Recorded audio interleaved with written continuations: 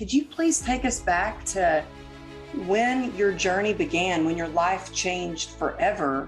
I wondered how old you were, what year that was, and exactly what happened.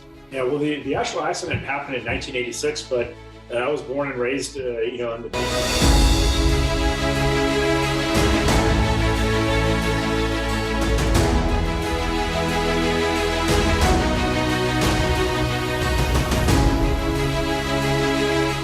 So I would like to ask you, like, how do you balance or find some kind of alignment between that grit and working really hard and then giving yourself the grace?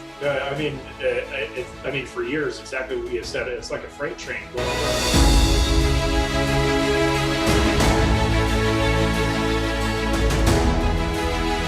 What do you think are some of the things that helped you work through that?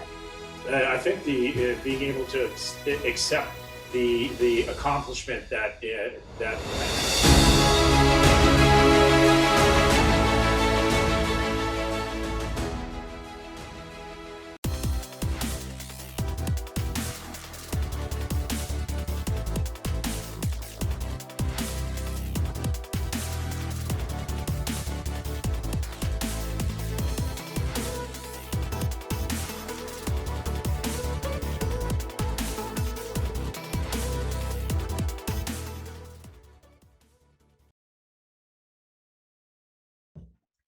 Hello and welcome to another episode of True Grit and Grace. Today, I'm so excited. I know we're going to have a lot of fun. I have an amazing story of tragedy to triumph. Today's guests are inspiring as they come. I have Cliff Meidl and Dr. Malcom Lesavoy here with us. It's really a culmination of a dream come true that involved faith, science, an amazing skill set and mindset, and a whole lot of grit.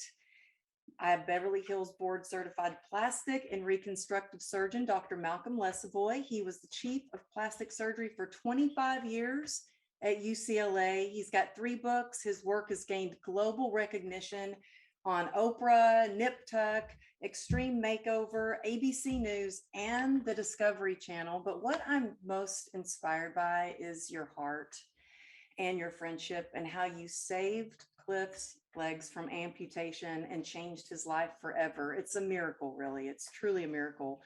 Now, Cliff Meidl has gone on to do what many people dream of doing. An American kayaker, Cliff Meidl led his United States Olympian teammates onto the field at the opening ceremonies of the 2000 Sydney Olympic Games as nearly 200 billion people watched. He's a 2-time Olympian kayaker, a national spokesperson for safety-related organizations.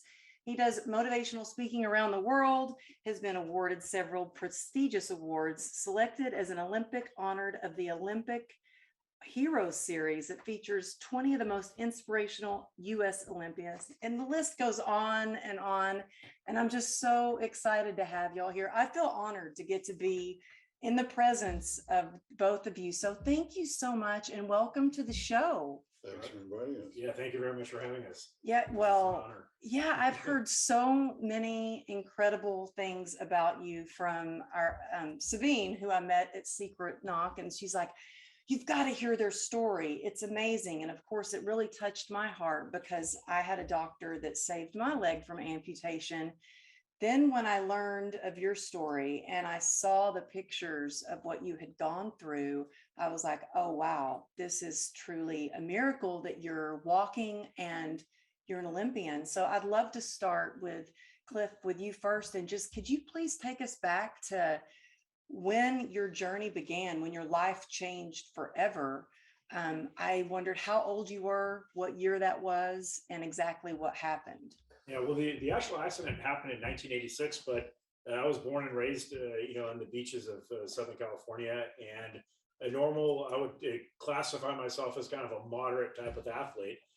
And, I did a lot of sports growing up, did a lot of track and field and played soccer and kind of did all that stuff. And then I had the opportunity after I graduated from high school to take this job as working as a plumber's apprentice. So I was working on a job site, and then that one day of November 19th, 1986, my life turned completely around. 180 degrees. And I went from boyhood to manhood in a very quick fashion. Yeah. Well, I saw the pictures of your jeans that they had to cut off of you at the accident. And then I saw the pictures. And when that accident happened, did it just knock you out completely? Were you unconscious or were you aware of what was going on? Well, I wasn't aware at all. I was working with a couple of coworkers that were on site. I had some mentors at the time that I was working with, and it was just like that. I couldn't tell you if I was dead or alive. Lights went out.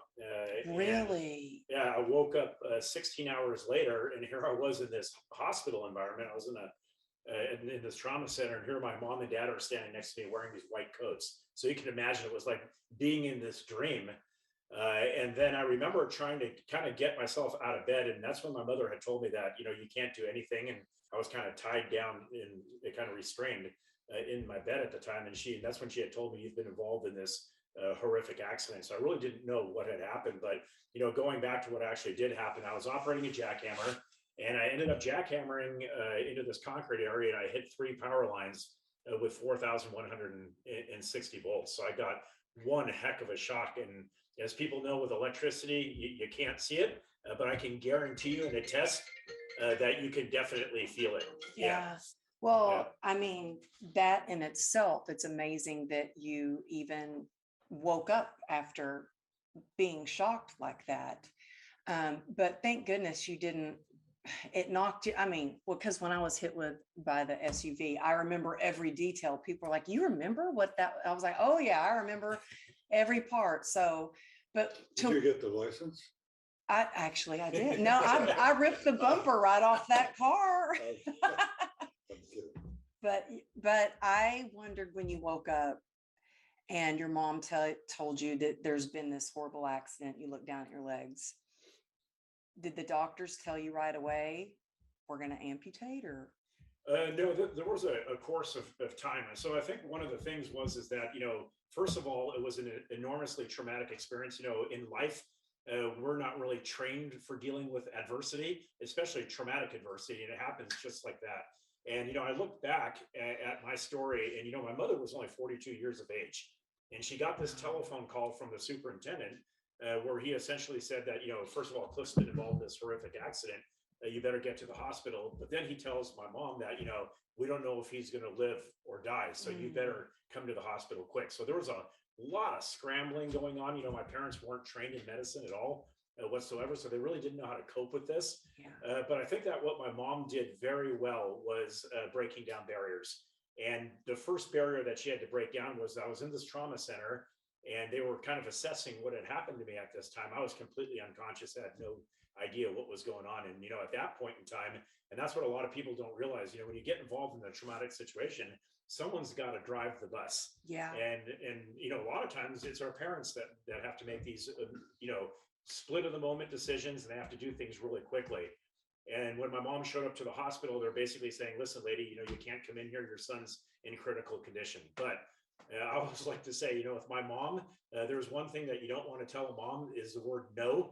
And she kind of inverted that, and that meant on. And she recalled that, if she's not going to be able to see her son, what's the reason? So she just barged right in through the trauma center doors. And that's where she saw me for the first time laying on this breadboard. And, I still had my legs at that time. She said that there were still smoldering from the electrical burns because of the degree of burns that I had. And, with electricity, it's very chaotic.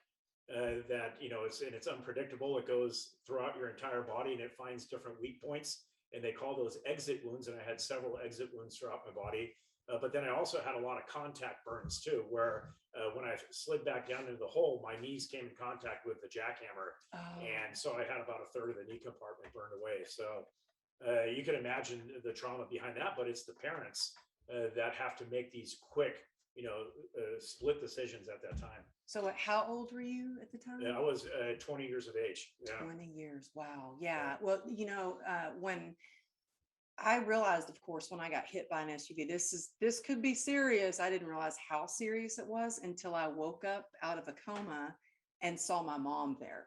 Yeah. And I was like, oh, wow, if my mom took off work to be here, this must be pretty bad. And it was the same. My mom was actually guarding the ICU room door because people were trying to come in, and they told her nobody can come in. We're worried about infection. Yeah. So I had a friend that came in and she like nearly tackled them. Like, you can't go near her, because she was that mama bear instinct comes out and they just want to protect us. Yeah. But thank goodness for your mom being there, because she got in the door. Then they told you that told her they were going to have to amputate, but she didn't take that as the final answer, right? No, not at all. I mean, there was a time period, for I went from a normal hospital setting to a specialized burn ward. And then I was going through various different types of surgical procedures at the time. Primarily, they were debridement procedures where it sounds a little crude, but they were scraping a little bit of the bone to find out exactly what the extent of the surgery was. And then it was probably about a month after I was in my accident, 3 weeks to a month. And my father was coming up in an elevator with my younger brother, and these three doctors had walked in, and one of the doctors said, "Hey, did you hear about that kid up in the ICU?" And then my father kind of froze at that time because he knew who they were talking about. It was me. And they said, "Well, we're probably going to have to do bilateral AKs." And my dad knew exactly what they're talking about because this was a proposed thing that the doctors had said at the time. You can imagine when that news got to my mother, no means on for her. And, a lot of people were saying different things at the time. And that's when my mother went out onto the quest against what everybody had told her and said that we've got to find a solution. I've got to be able to do that. And that's when she came in contact with Dr. Lesavoy for the first time. That's when we initially met. So, yeah, I wanted to ask, how did she find you? Yellow Pages? I have no idea. I didn't know if she knew you or, how my husband found the doc, because all the doctors were like, no, you've got a 1% chance of saving your leg. We're going to amputate it. My husband Googled limb salvage. He just Googled limb salvage and found a doctor that specialized in trauma. So I was very curious as how she found you. I kind of found out a little bit, just actually the last 5 or 6 years, that there was a surgeon at the hospital where Cliff was that evidently knew the kind of work that I did and suggested it possibly, because every time I see him in the synagogue on the high holy days, actually. And he said, I was the one that got Cliff to you somehow. And I said, wow, that's interesting. And I don't think I ever told you that. I just mentioned that. And so I think that's what happened. And he probably gave Mrs. Meidl my name, and she somehow found me at UCLA. And that was it. Then she started calling me. And what did you think when she started calling you? What did she say? Like, they want to take my son's legs, please help me? Yeah, she said, well, my son's been in this bad electrical injury, and they've done a bunch of procedures on him already, on his back and on the back of his scalp and skull and so on and so forth, which later on we revised, and they say that they can't save his legs. And it's not an uncommon thing in these kind of electrical injuries where the power, just like Cliff said, the energy of the electrical incident exits somewhere, and sometimes in a couple of places. And the knees are, a big area, specifically if he slid down and was in contact with the ground, it probably, found a point of least resistance. And so the energy went out there and just blew out his knees. So is that like don't know, is that like a good thing? What if it went up and exited somewhere? I'm thinking other. You die. Yeah. Why? Because this amount of electrical energy is 2-3 times what they use in the electric chair. You are kidding. So this is really hitting home. My brother's sentenced to death row in Texas. So as you're telling me this, I'm like, he is? Yeah. Oh my God. Yeah. And so the more I get to talking to you and know you, I'm like, we were really destined to meet. So just knowing that, but when you're describing what it does, like the fact that you fell to your knees was probably maybe what saved your life. Possibly.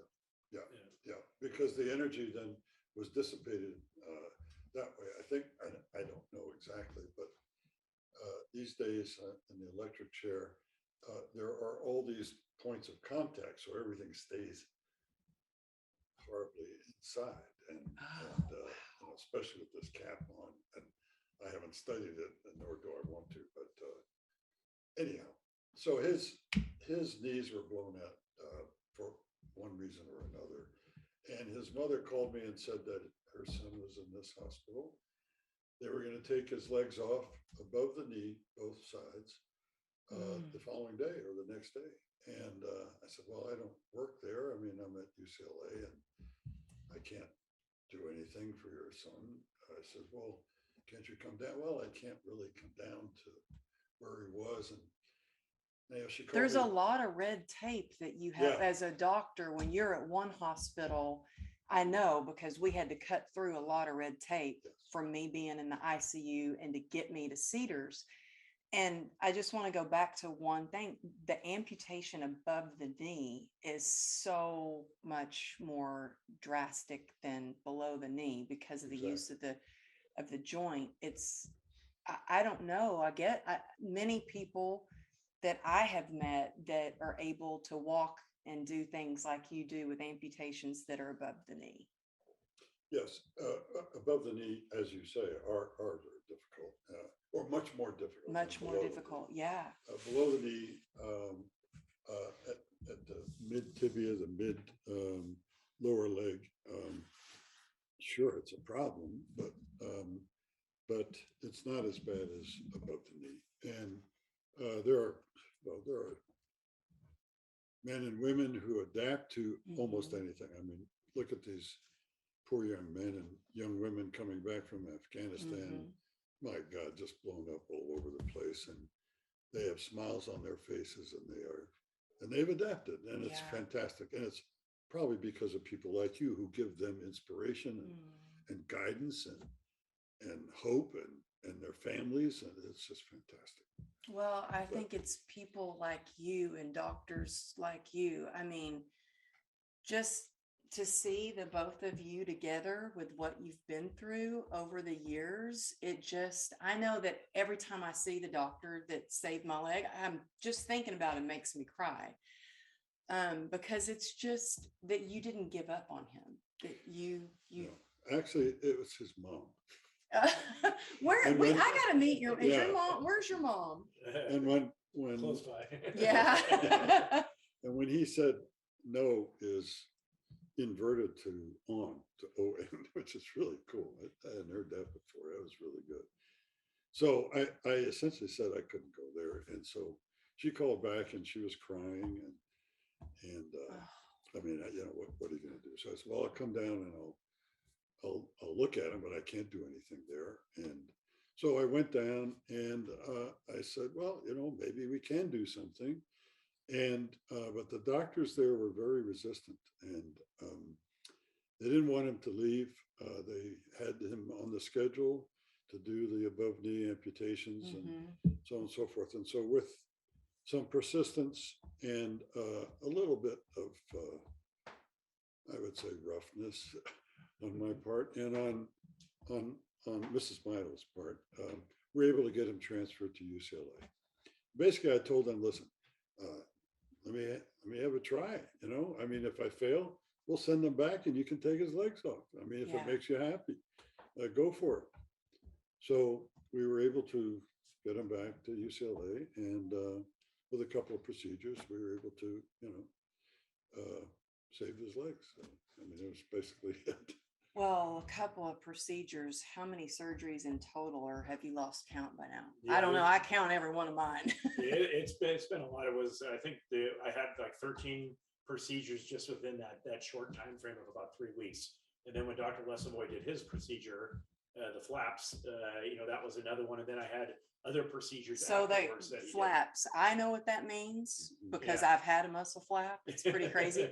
A lot of people might not know what that means. Yeah. Can you explain what flap means? Like just Yeah. so people get an idea of what you have gone through, like the reconstruction of your legs. Right. So I think that, talking about how that whole process worked, going back to what Dr. Lesavoy said, how he went to the hospital. So that was a massive point for me in my rehabilitation because of the fact that, a lot of us go through various different types of adverse situations in our lives. As we talked before, it could be traumatic or a split second, or it could be something that we're preparing for, whether it's goals or whatever it may be in life. But I can tell you, as you know better than anybody else, is that when your back is up against the wall and you have zero hope at all, and you just want to throw in the towel, and you believe that, you're probably not going to survive through this. And when somebody enters your life, like Dr. Lesavoy did for me, it's amazing what it does. And I remember that, I didn't understand too much what was happening because, like I mentioned, my mom was driving the bus. I remember very clearly 3 or 4 days out of those 3 weeks, I was going in and out of surgery and things like that. But they said that, my mom said that somebody special is going to come take a look at your legs. So here I was in this bed, and, you can imagine that, okay, there's these doctors that are going to come in and all of that. So Dr. Lesavoy walks into the room. And so I'm very perceptive. And one of the reasons was why, because you can imagine that it hurts and you don't want to have anything done. I had a cast all the way from my hips down to my ankles at the time because they wanted to really encapsulate the risk of having an infection. So I knew that if they're going to look at the legs, definitely that was going to happen. But I think the unique part and the more of the miraculous part about the entire story is when Dr. Lesavoy walked in and how I perceived that. And when he walked in, I was thinking, okay, I was waiting for a doctor, and Dr. Lesavoy walks in, and I can remember very clearly he acknowledges my mother because he had met my mom, and everybody else was to the wayside. But he came and walked up to me and put his hand on my shoulder, and he says, "Hi, Cliff. I'm Mal Lesavoy, not Dr. Lesavoy or anything like that." And he came in with the jeans and the cowboy boots, which is his signature. But the thing about it is that where that all goes is that when your back is up against the wall and you have zero hope, and somebody comes and just lights that little bit of flame of hope in your heart, I knew at that standpoint when he put that hand on my shoulder that maybe, just maybe, he was going to make a change and make a difference for me. So I took everything that I have and just laid it out in all the trust to Dr. Lesavoy. Whatever he was going to do, he was the magician. And so I was going to lay all that trust. And I remember he says, whatever you do, don't look down, kind of like, and of course I'm really bad in instructions. And so I looked down and 2 significant things happened. First of all, I still have that smell in my nose today, what it smells like of the burned flesh. That's interesting. Yeah. And I still have that. I still have my boots and jeans, by the way, in this suitcase that still smell like that. But the other thing that I remember that I really hit home was I realized that I was never under any circumstance going to be the same kid as I was before. The days of being able to run on the beach, play sports, wear board shorts and flip-flops, that was completely out of the equation. I was going to have to now be a new person if I even was going to be able to do that. But like I mentioned before, it's just the little flames of hope that somebody can provide that can make a major difference and help us be able to channel our ways through or provide a guidance through these extremely difficult times that we have no skill set or training at all on how to go through. Most of the time you just want to give up. A lot of people in the audience can probably relate to that, where you think that there's nothing that's going to work. I just want to throw in the towel. But it's amazing how people can provide hope. And that's what Dr. Lesavoy did for me, is provided that hope. And that was the starting point right there. He did a lot of the mechanical stuff, but it was not just that one ignition of flame. There were many ignitions that our relationship had before the surgery and after the surgery that made a huge difference in terms of what I was going to learn and how I was going to take those learning skills and make them into accomplishments. Well, that hope, I love that just tiny little flicker of hope can carry you through so much. And I could just see when you were describing how he walked in, and just by putting his hand on your shoulder, how you so vividly remember that, how that gave you hope. Shortly after, when you did realize, I'm never going to be the same kid again, in the hospital, did you start to spiral down at all into a depression, or start to, what kept you from just crashing down and getting back up? Was it the hope? Was it things that, Yeah, it was a sequence. I mean, a lot of people go through traumatic experiences. You go through those stages of grievance where you're really angry at what happened. Dreams and dreams, day after day, night after night, where I would dream about running on the beach, and then you wake up to the reality. But after the surgery, that we could talk about the actual process of it. There was a point where that spiral was happening pretty quick. I just didn't really see how I was going to. I mean, the surgery was done, and I think the biggest part behind performing the surgery was being able to save the legs. Was I ever going to be able to run or do anything like that, or walk? That is something that we didn't really look at initially. You always dream and hope about it, but it was, Dr. Lesavoy being able to recognize and develop that kinship that we had, where he created these various different points of hope that I look at it, and I call that where I was going through rehab, and he essentially identified that I was going through the process. My mom was out there with wands, trying to do the healing, because she was from the 1980s, and it was all about doing all that. Hey, whatever and, works. I mean, look, I was trying everything. I'm like, I went to one guy who was pouring oil on my head. I was like, okay. Oh, my mom had tiles underneath my bed that were crystal tiles, Yes. Yeah. Like whatever works. Like bring on the magic. I remember one day, I don't know if Dr. Lesavoy remembers this. I was obviously in my hospital room. I couldn't move at all. And here's my mom with these wands. And so UCLA. I love your mom. I got to meet your mom. UCLA is a teaching hospital. So I can hear, because you develop that ear, you can hear what people are doing down the hall, and you can smell, and your senses are just alert like crazy. And here it is. Dr. Lesavoy is doing his rounds. I could hear everybody coming. And now the next case, we have Cliff Meidl, and he's got all the students there, and he is walking into the room, and then he's like, backwards, because here's my mom. It's got the blue wand out, doing over the knees. Oh my goodness. Yeah. That's interesting. Yeah. I do remember after the procedures, and he was really healing nicely, but we had to get into his brain also. And rehab is probably more difficult than the surgery, because you have to have the inner strength, the inner fortitude, the inner gumption to really get going and get off your ass and stuff. And he was 20 years old, and I was a couple of years older, but no, maybe about 25 years older. And the whole point was that he seemed like he was depressed and just down, not like he is today, which is an unbelievable man. Just for a little period of time. And I kind of felt that he needed to have a little stimulant, a little emotional boost to kick him in the ass, to really, say, come on now, everybody's done their job. Everybody wants you to succeed. Now you have to do it yourself. You really have to do it yourself. And he did. Yeah, he said, I've done my 50%. You're going to have to come up with the rest. And I'm thinking to myself, I'm really bad at math. What's this guy talking about? And it was, I think, what Dr. Lesavoy was really leaning into was, the will, the determination, the belief process, and that vision to be able to visualize that you're going to get out of this. You just got to be able to drive up that will and determination and get through all those different barriers. And that is where the huge learning element of it was for me, in terms of, you're going through your stages of grievance, anger, depression, denial. You get to this fork. I always like to call it the fork in the road, which is the acceptance part. You got to accept who you are. And in order to make those next step, you got to be able to make that acceptance and be able to get beyond that hurdle. And that's what Dr. Lesavoy had done for me. And that was what that 50% was. And he challenged me that if you want to leave the hospital, you're going to need to, get from the bed into a wheelchair. And that is when the music stopped right there. I thought to myself, what, how am I possibly going to be able to accomplish that?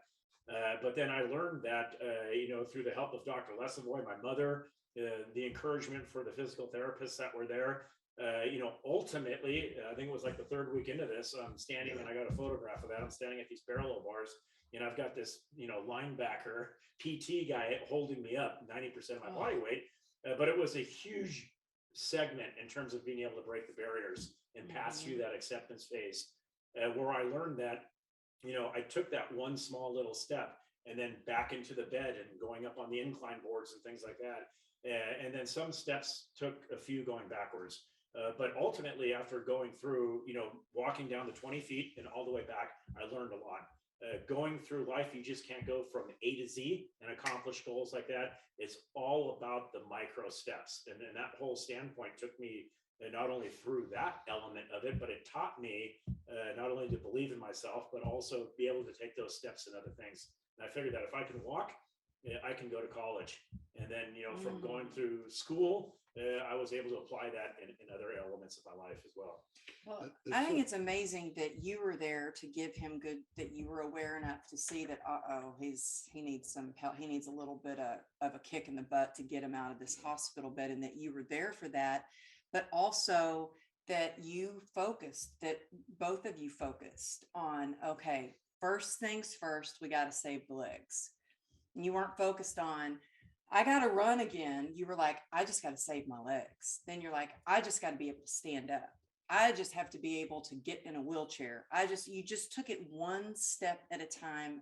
And it was these micro, like you said, these little micro steps. And I think that it's easy to get discouraged when I would have thought about running marathons again when I was stuck in the hospital bed. I'd probably still be in the hospital bed. So I think it's good to break it down into those micro steps and one day at a time. Yeah. I mean, it's like, climbing up a sand dune, you go up a little bit, you slide back down, you go up some more.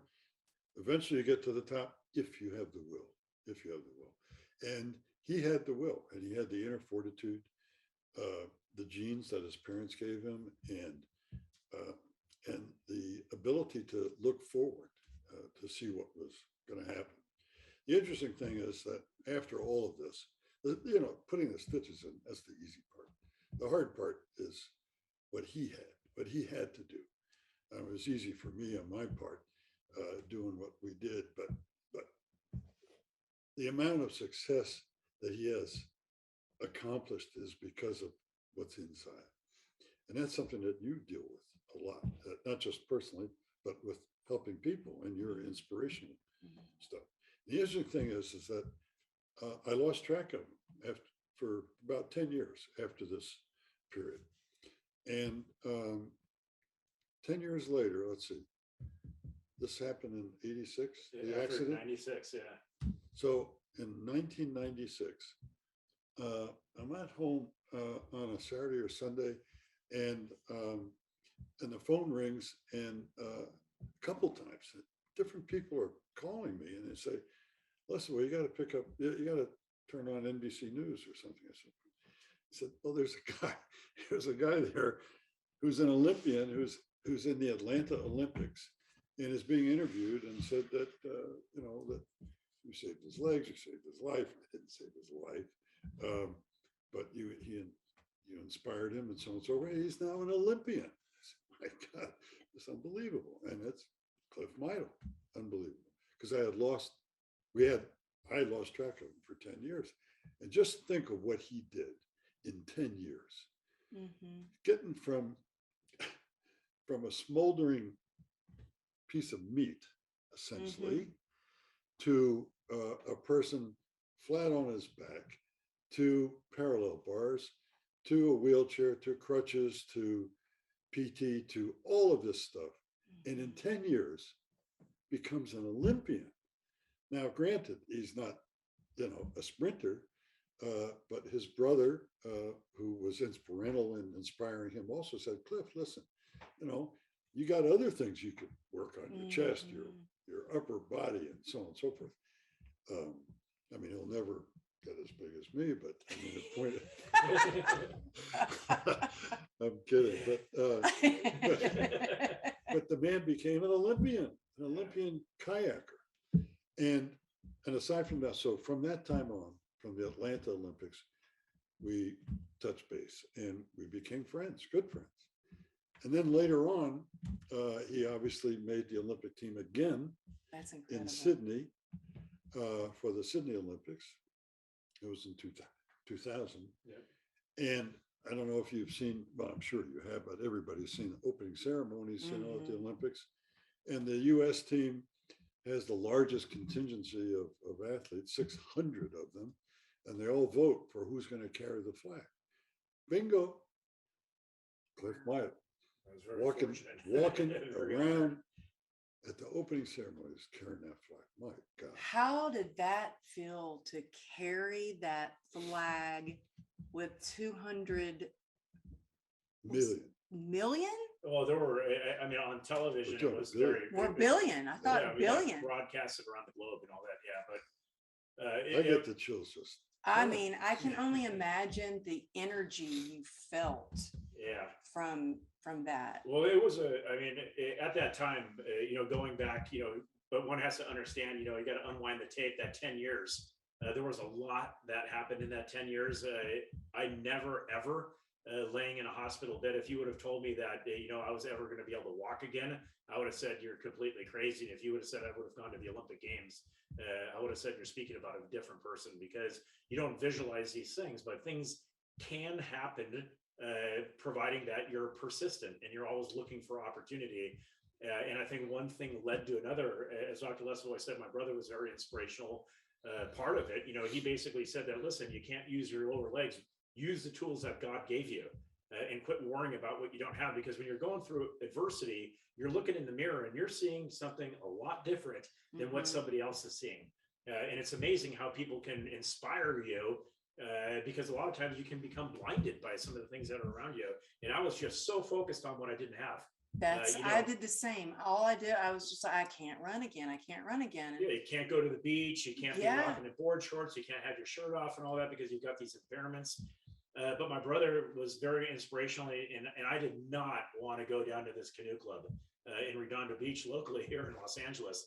And he said, just come on down. It's an all upper body sport. You could get into it. I tried it once before a little bit, but he really pushed. A lot of times we don't want to be pushed, but sometimes we need to be pushed. And he really got me down there. And it's kind of an amazing thing. I look back and I take that 30,000 foot approach and I say, what actually did that provide for me? Well, I got into great physical shape.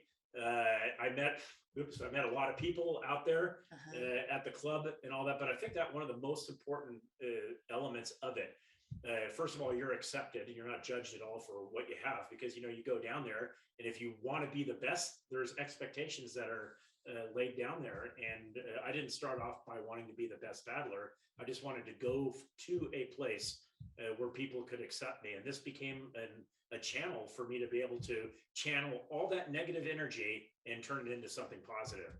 So from starting off as a guppy paddler, I became better and better every year, and so on and so forth. And it became just a great avenue for me to be able to go someplace that would light the fire within, that would just make me feel good about myself. I would feel accomplished.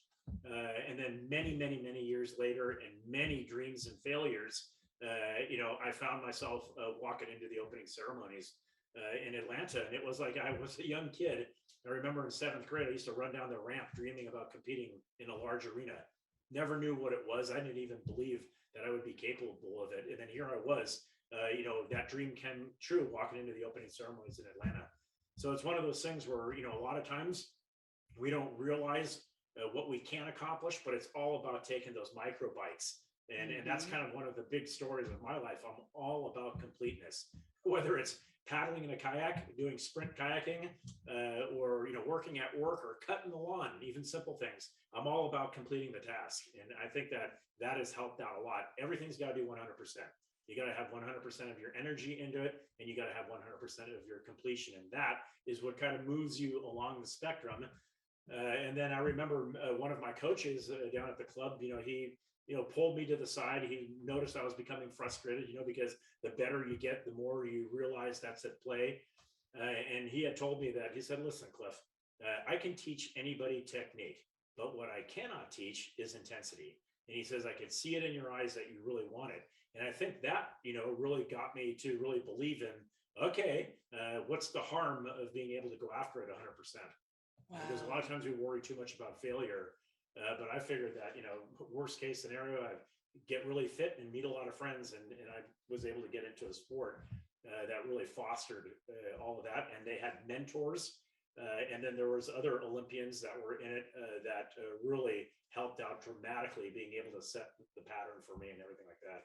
So I'm very thankful for that. Yeah. I love all that you shared. So it's really having that spark of hope, getting into acceptance, focusing on what you can do instead of what you can't, and having supportive people around you. I mean, you have a team around you to support you, and then really having a purpose, someplace to go. And I think we all want to feel accepted. We all want to be a part of, we all want to be seen. But did you have a problem? Because I really, for a while, struggled with all my scars. I mean, I used to be a fitness model. Now, all of a sudden, my leg is completely deformed. My leg's scarred up from the hip down. Yeah. So I really had it took a lot to get an acceptance, because I hated the way that I looked. I hated the way that my leg didn't work properly anymore and the pain it gave me. Did you have a hard time accepting all of your scars and the way that you looked? I know it's a little different. I like scars on guys. My first boyfriend had a scar on his face, and I thought it was the coolest thing ever. It's a little bit different. Like, guys can kind of pull it off a little bit differently than girl. I mean, I don't know. I think that's kind of changing, especially now with social media and scars being so accepted. I completely accept mine now, but that was hard for me. Did you have a hard time with that? Oh, most definitely. I harbored shame for the longest time until I finally realized that I was, fitter than a lot of people. And, I was developed and all of that stuff through sport and athletics and everything, and doing all of that stuff that prepared me for the sport. So it took a lot. And even today, I still deal with it. You take off your shirt and things like that. And, you can always be judged by, what your back looks like, and especially what your legs, but, you learn over time that, it's a part of you. And it's the reason why who I am today. But that's a learned thing. It took 35 years to get through that. It's not something that it's like a light bulb where it turns on or off. Thank you for sharing that it took a long time. I mean, I used to try to drink my shame away. I would try to work it away. I'd try to shop it away. I mean, shame is horrible. And it does take time. And I appreciate you sharing that you had that and that it took time to work through that. What do you think are some of the things that helped you work through that? I think the being able to accept the accomplishment that had happened for me at the time. You always want to go out there and do the best that you can, but every once in a while you got to turn around and smell the roses. You got to scrutinize how well you're doing and things like that. And I think that for me, it took a real realization that I think I'm judging myself more than other people are judging me. And I had to really come to grips with that what they're seeing is something different, like my brother, what he saw in me at the time. But the thing about it is that it's I judge myself much more difficult than other people would judge me. But the fact of the matter is that I can't change anything. I can't persuade anybody to believe any different in me. I just got to be the best that I can be. And it is hard, very difficult, because it's easy for me to say that. But if you actually go through it, like you had gone through it as well, exactly what I'm saying is it takes a long time, and it takes a lot of self-training to be able to get through that part, because it's difficult. I mean, being able to cope with all of those stages of grievance, the shame, all of that goes with it, because a lot of times you wonder, what would I have been like? And I even ask myself, and I talk about that recently, who would have I been if I wasn't in this accident? What would Cliff Meidl be like today? And things like that. And, because there's a lot of things you can't do, but then there's also a lot of things that I can do. I learned how to use my mind more, and I learned how to tap into areas that I would never even believe that I had. Yeah, when it comes to going through adversity. And now you're inspiring so many people. Yeah, just to jump in a little bit, whatever he accomplished so far, he would have accomplished irregardless or regardless of his accident. Because in my mind, anyhow, and I'm not that great a judge of people, but when you see somebody that has the inner fortitude to succeed, and the gumption, as we said before, to succeed, and has the genetic makeup to a certain extent to succeed also, and really wants to do it, then he would succeed at whatever he did, just like you have. And it's exactly the same kind of situation. Sure, there are lots of things that, lots of hurdles that are put in front of all of us, no matter what role we have in life. But both of you, I think, need to really be congratulated on your, but you would have succeeded anyhow, in my opinion, both of you, because you have similar stories, you have similar situations in life that have challenged you, and the challenge is really what specifically makes you stronger. If you wouldn't have the challenge, I mean, we see people all the time who have the brain power and the people have given them opportunities, and yet they don't succeed. Well, why don't they succeed? Well, there's something there. There's some click up there that makes you succeed. You personally, Amberly, and you, Cliff, specifically. I think you have to really want it. And I had to believe in something that was so much bigger than me, that it wasn't just about me, that, and thank goodness for me, I had 2 daughters and a husband that I was like, well, wait a minute, I want to show them an example of resilience, not There you go. victim. I want to be the victor of my life. But the way that you believed, he got some hope from you. My doctor Wiss, I don't know if you know Dr. Don Wiss. Yeah, the name sounds familiar. And Dr. Sherman, Randy Sherman, who. Oh, Randy, I know very well. Oh, he's who did the muscle flaps and skin grafts. Exactly. He is a character. He's a very close friend. I love him. So I have to tell you a quick story. So I broke some titanium in my leg, and they had to do a crazy surgery. It was a 10-hour surgery. And it took so long that they had to go back. They had to put a wound back on it. And then 2 days later had to go back and close it up. And Dr. Sherman came in and he was laughing. He said, I've never seen Dr. Wiss sweat so much in his life. He had sweat coming down trying to get that rot. And I said, well, thanks for making fun of him. I was like, he saved my leg. But he is a character. No, Randy's a great guy. And we do awesome. Very similar things. I mean, he could have done this, I'm sure. Well, you are but despite your luminous accomplishments, you're very humble. I mean, you're incredible. And there are not many people that can perform miracles like you. So I just really want to acknowledge Thank you for this. Trust me, it's not a miracle. It's not a miracle. It's just hard work. And I think it was a miracle I got through medical school. Because I was not definitely the sharpest knife in the drawer, but I worked harder than anybody did. You have that grit. Yeah, I think that has a lot of, that says a lot. What Dr. Lesavoy just said is, the apple doesn't fall far from the tree. That, when you look at your parents, how hard they work, I can guarantee you I was not the sharpest tack, but it's all about working hard and just getting it done and accomplishing. And that's what gets us. If you can outwork the person next to you, then you've done your job. I remember one Olympian that I looked up to a lot, Greg Barton, he had some writings and he said that, if you just take 5 minutes after you're done with your workout, this is a workout analogy that could be plastered and kind of umbrella or everything. But if you take that 5 minutes and peel yourself away at the end of a workout where everybody goes in and you spend the 5 minutes working on technique and all that, imagine what it's like when you get to the competition and you have hours and hours and hours of extra preparation.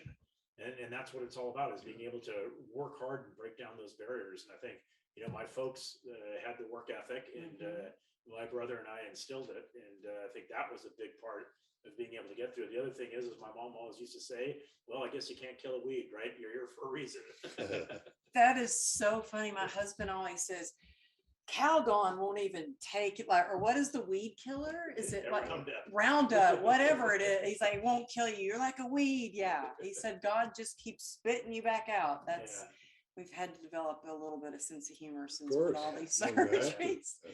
Yeah. But yeah, that grit, that working hard applies to everything, whether it's getting through surgeries or if you're an entrepreneur. Or we were talking about before we started recording how this podcast is top 1% podcast. And I said, that's not that because it's the best. It's because I work so dang hard and I've gotten an episode out every single week. And that's what Angela Duckworth says about grit. It's not necessarily your title. It's not necessarily your money or your looks. It's about how hard you're willing to work. Yeah, my coach used to always tell me that. One of my coaches, he says, listen, if there's nothing comfortable about racing, it's going to be painful preparing for it, doing all the training, all that. If you want comfort, get yourself a sofa and a remote controller. You're in the wrong sport.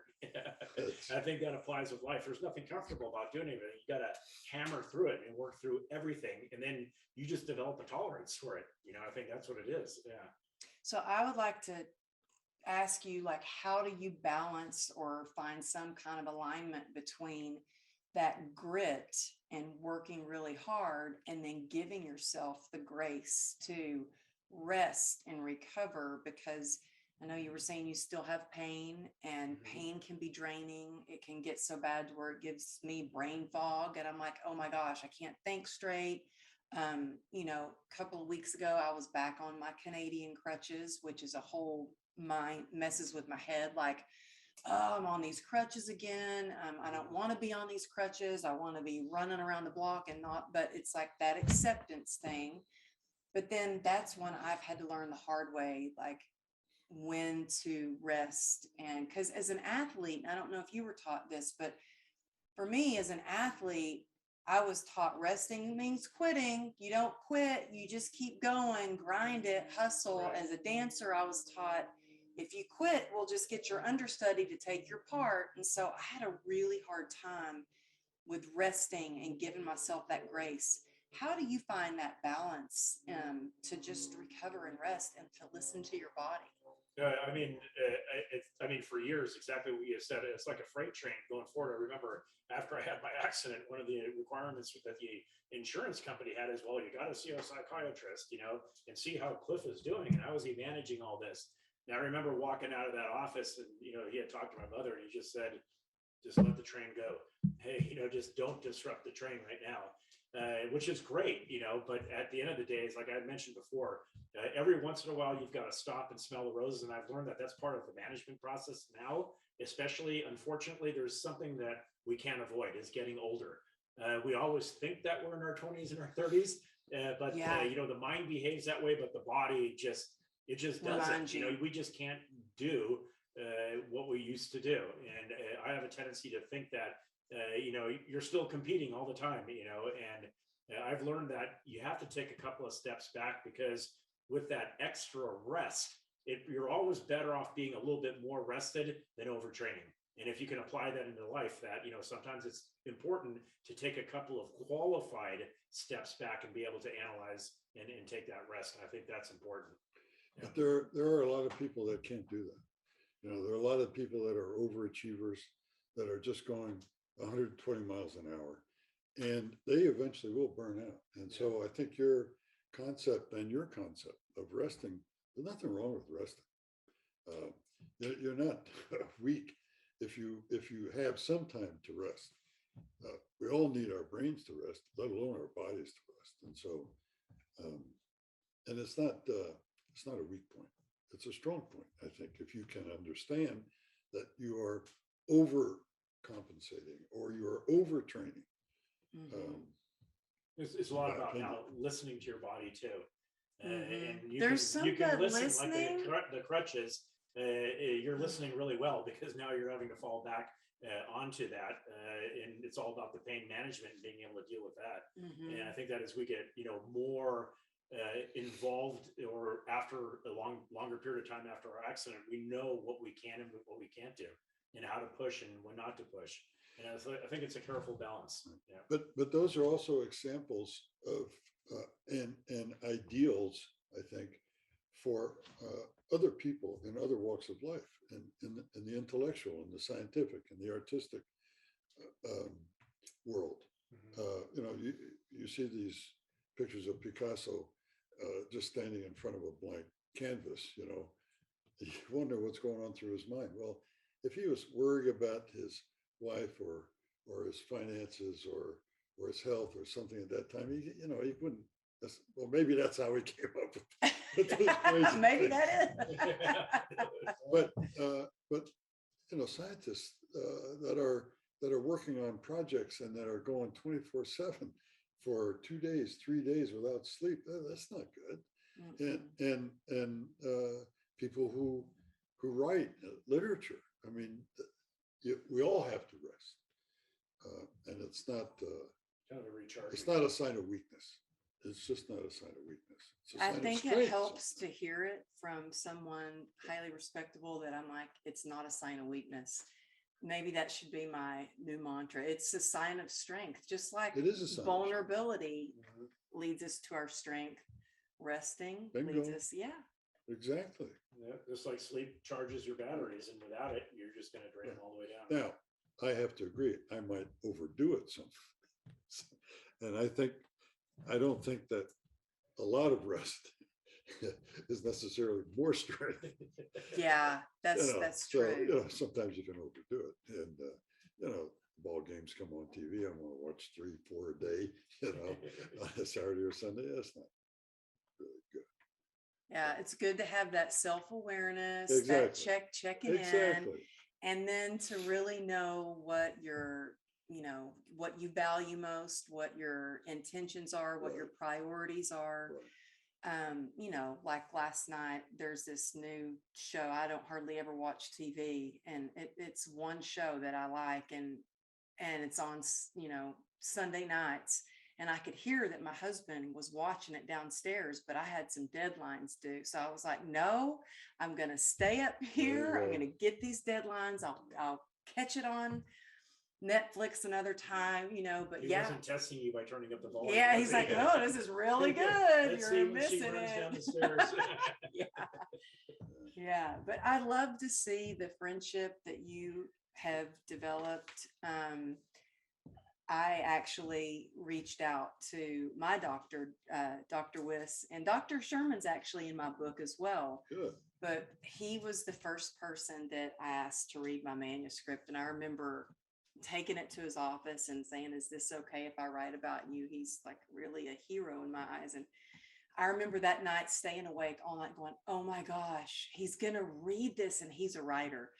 And I was like, oh my gosh, I can't believe he's going to read it. But he liked it so much, he actually even gave me a little, quote that I could put on the Right. book. Well, that's but great. doctors like you are just your heroes in the world, and you've changed Cliff's life.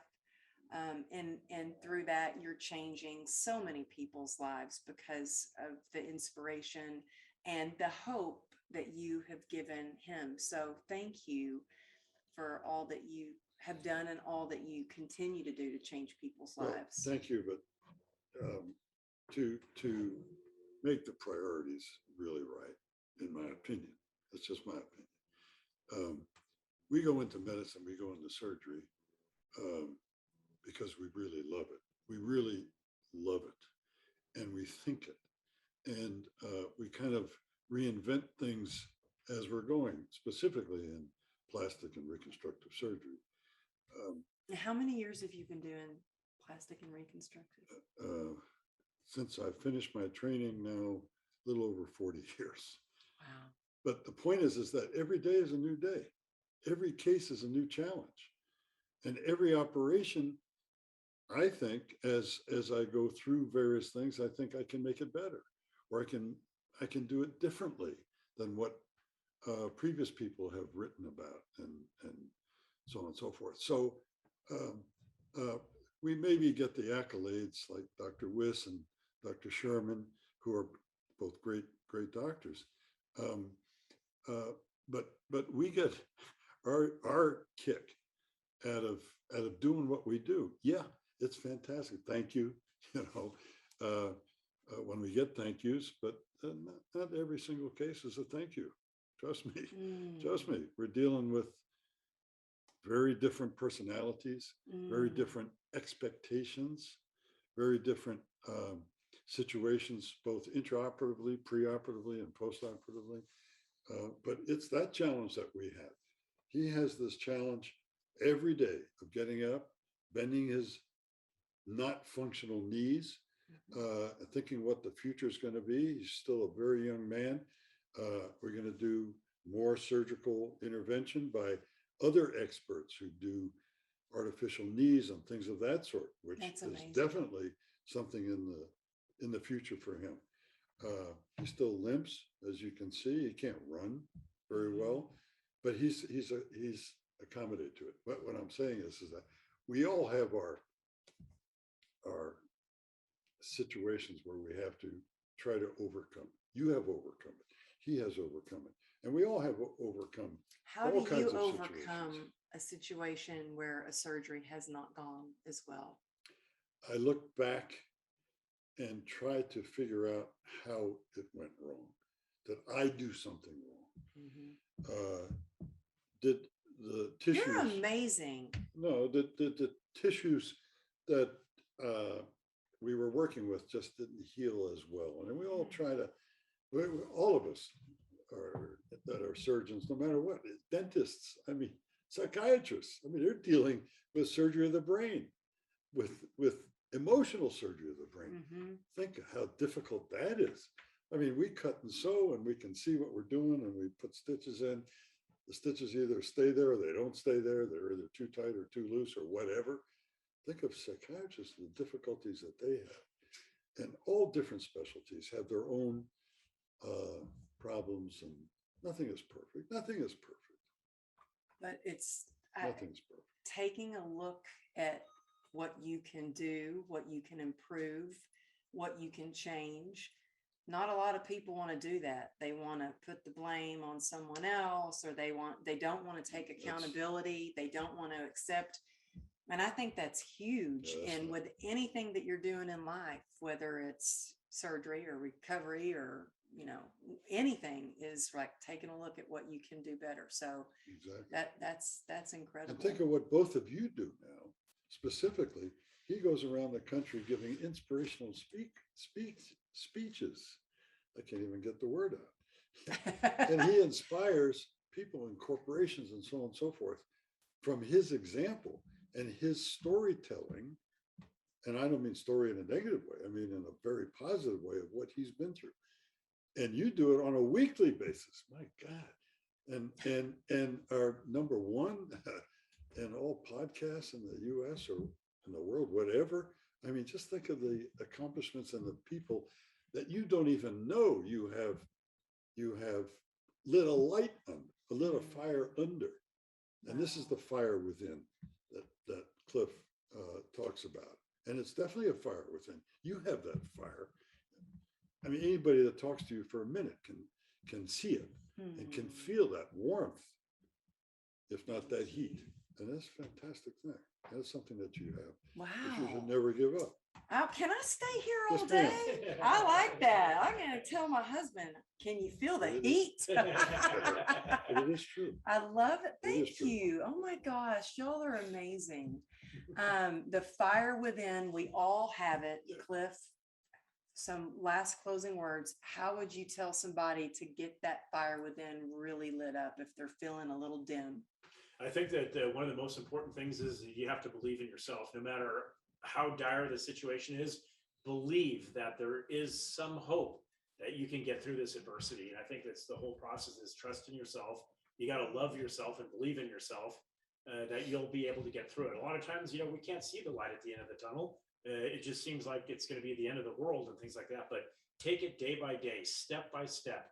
and you'll ultimately be able to walk yourself right out of it. Not only get through that adversity, but you'll be able to springboard yourself to future success. So it's all about the belief, the hard work, and the determination. You can get through almost anything you want. It's all from the neck up. I love that. And to have friends, like amazing friends. Yeah. Oh, thank you. Yeah, I give lots of lectures to medical students and to surgeons, and I have one PowerPoint that I use, and we have horses here, and all my life I've been with horses, and I told Cliff this story. It's really interesting. A number of years ago, when I lived in a different area, I was riding my horse and I was being a little down. I was a little contemplative, and it's in this area called the Amundsen Ranch, which is in the West Valley. And I'm riding by myself, and I happen to have one of these little cameras, little Cool Pix cameras that just came out. And I'm riding, and I see in this far distance, on this hill, a whole bunch of sheep. It's fantastic. I mean, out here in Southern California, kind of in an area you wouldn't expect it. And I took a picture of these sheep. And as I got closer with my horse, very quietly, I took another picture. And I've never ridden through a whole herd of sheep, but as you ride very slowly, quietly on your horse, the sheep kind of just separate, and you continue to ride through them, and then they get back, and then you're gone. But later on, I had those films developed, and it's very interesting because I could see the sheep very far out. And then as I got closer, the sheep were closer and closer. And the closest picture that I got was fascinating from the same frames, was that inside this whole group of sheep was one black sheep right in the middle of this group of white sheep. And I tell my medical students, and I tell other people, don't be one of these guys. Be that guy. Be that black sheep. Stick out and be your own individual thing. That's exactly what Cliff has done. That's exactly what you have done. You have been your own individual person. You haven't gone with all the other sheep and do the same thing. You've done your own thing, and you've been successful. And success will breed that to you and to others that you contact. That black sheep will turn some of those, and I don't mean this in any negative way, black, white, but will infect all those other sheep, hopefully, by being an individual.